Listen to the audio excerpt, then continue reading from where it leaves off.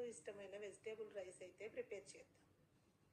స్పెషల్గా పిల్లలు అని ఎందుకు అంటున్నాను అంటే వాళ్ళు రోజంతా అలసిపోయి బాక్సులు తినకుండా ఇంటికి తీసుకొస్తారు కాబట్టి. ఇలా వెజిటేబుల్ రైస్ లంచ్ బాక్స్లోకి ప్రిపేర్ చేస్తే చాలా ఇష్టంగా తింటారు. ఇంకొక విషయం ఏంటంటే అన్ని వెజిటేబుల్స్ పిల్లలు తినడం వల్ల వాళ్ళకి కావాల్సిన ప్రోటీన్ అయితే అందుతుంది.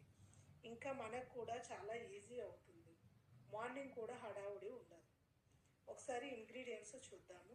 1 కప్పు రైస్కి అయితే 1/2 కప్పు చొప్పున క్యారెట్, బీన్స్, ఆలు, బఠానీ అయితే తీసుకున్నాను.